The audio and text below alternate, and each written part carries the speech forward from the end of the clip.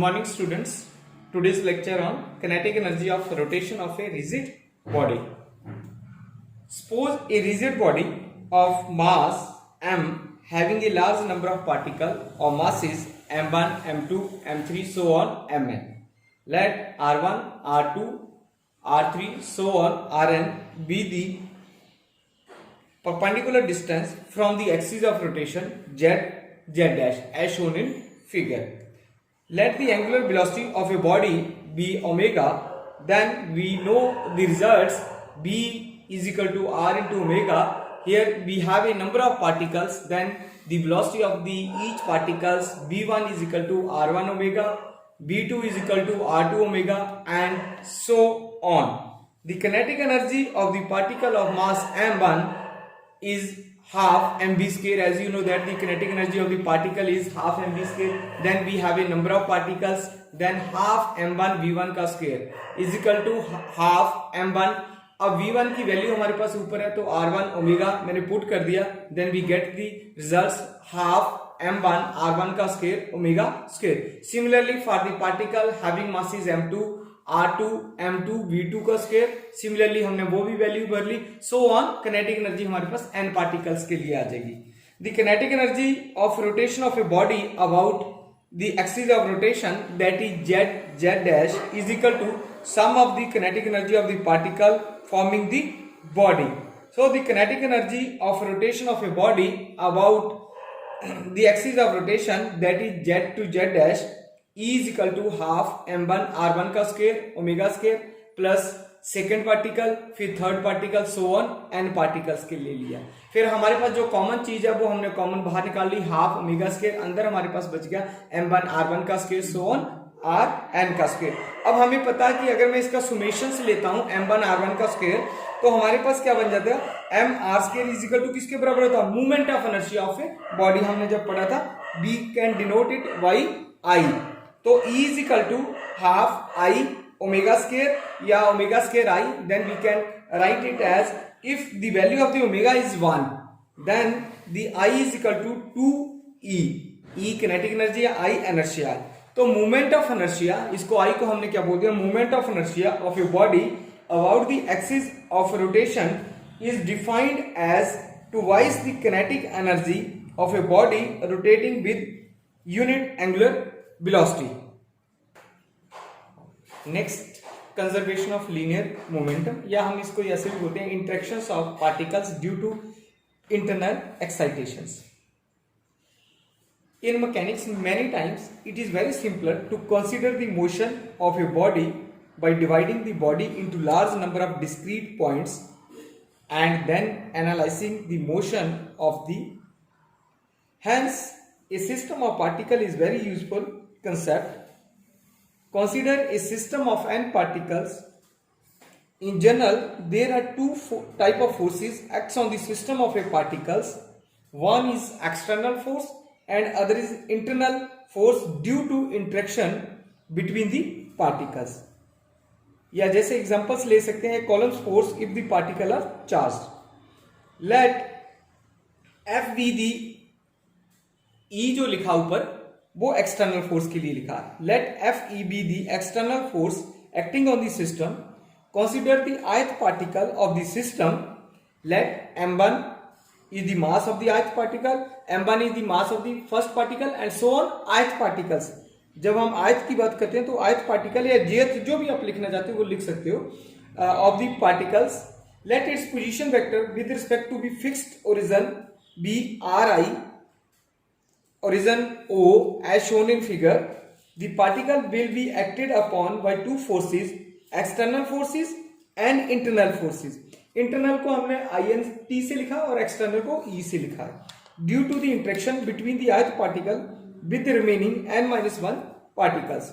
So we can write it Fi is equal to Fie plus summation J. Condition is that J not equal to I, Fji internal force.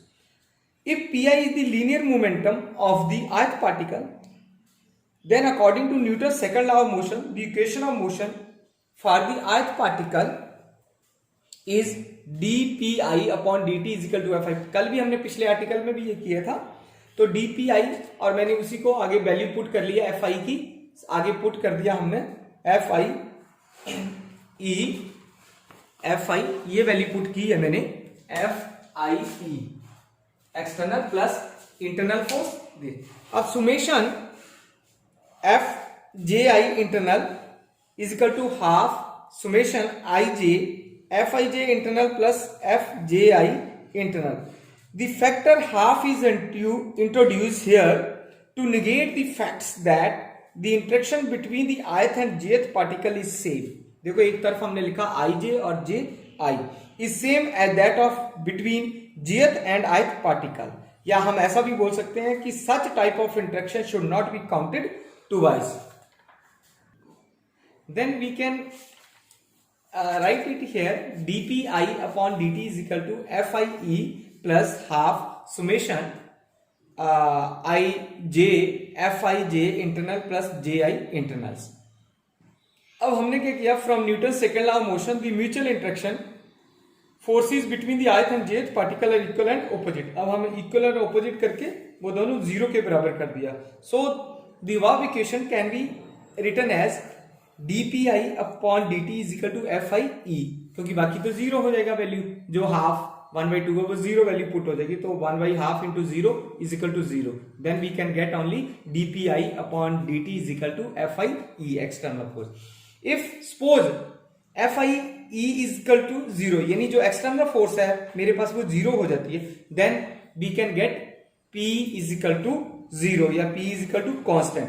In the absence of external force the total momentum of a system of particle is constant.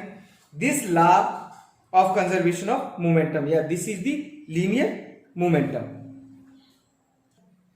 Next article है हमारे पास conservation of angular momentum of the system या torque due to internal and external forces.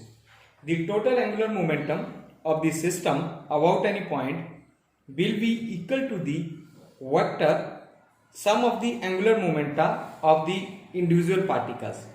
Let Li be the angular momentum of the ith particle about some points, then Li is equal to R into P, क्योंकि अब ith particle है तो हमने Ri into Pi लगा दिया।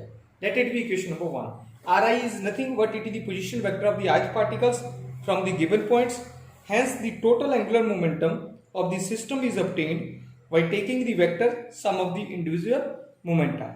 So capital L is equal to summation Li is equal to R into P, क्योंकि L small l की हमने वैल्यू निकाली है।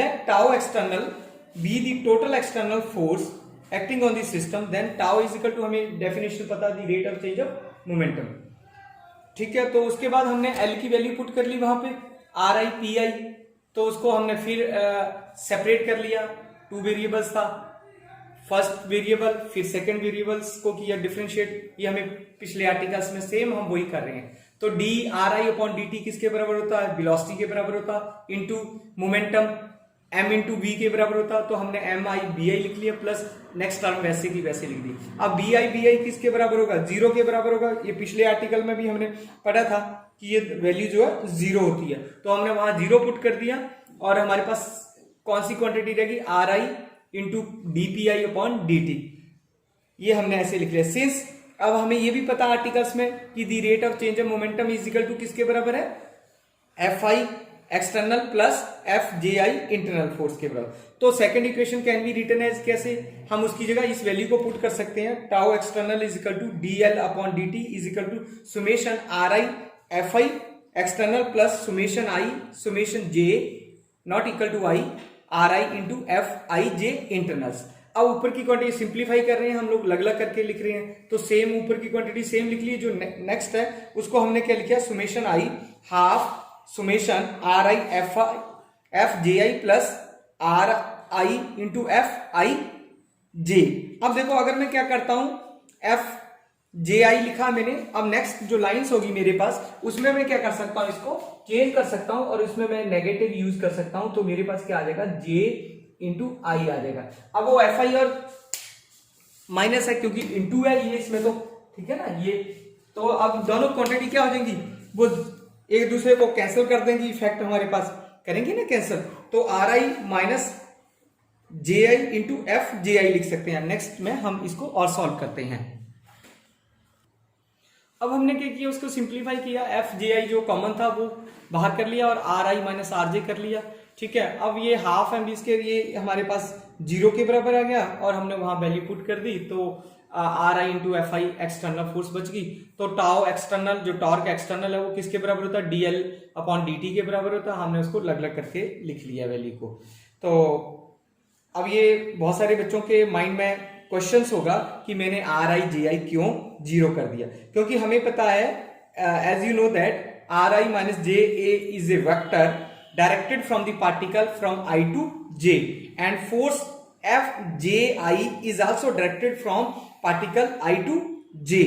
सो the vector R I minus R J and F J I are parallel. अगर वो दोनों parallel से रहते हैं तो उनका जो क्रॉस प्रोडक्ट्स है, जो इनका क्रॉस प्रोडक्ट्स है, basically it's a cross products, जो इनका क्रॉस प्रोडक्ट्स होता है वो वुड बी 0। इस करके हमने उसको 0 किया। बहुत सारे क्वेश्चंस होंगे माइंड में कि ये 0 क्यों, क्रॉस प्रोडक्ट्स है इनका, तो वो 0 हो गया। तो अब हमारे पास क्या हो गया, जो एक्सटर्नल फोर्स, अब मैंने क्या किया, tau external is equal to 0 put कर दिया। तो जो टोटल एक्सटर्नल टॉर्क है on the system is equal to the vector sum of the torques acting on the individual particles की बात कर रहे हैं हम लोग। अगर इंडिविजुअल पार्टिकल है तो टाउ एक्सटर्नल 0 हो जाएगा, तो चेंज इन जो कंजर्वेशन ऑफ एंगुलर मोमेंटम है वो 0 के बराबर हो जाता है। नेक्स्ट है हमारे पास conservation of angular momentum. As we know that the law of conservation of angular momentum is nothing but it gives us the information about the angular momentum of a system of particles remain constants in the absence of external force. So L is equal to I into omega d L upon dt is equal to d upon dt into I into omega. As we know that the tau external tau total is equal to rate of change of momentum. अब हमने वही value वहां put कर सकते हैं उसके बाद, तो हमारे पास क्या गया, D upon D T I omega is equal to tau total. अब in the absence of external force जो टाउ टोटल साइड या टॉर्क है वो 0 हो जाता है, तो हमने उस इक्वेशन को वहां पुट कर दिया। तो I omega is equal to constant, hence L is equal to constant. It means that the angular momentum remain same, R is conserve. अब एक पॉइंट्स नोट करने वाला है यहाँ, the moment of body changes from one value, say suppose I1 है, to the another value say I2, then the corresponding change in the angular velocity will be omega 1 and omega 2. Such we can say that omega 1 I1 is equal to I2 omega 2. Hope you enjoy this lecture. Thank you very much.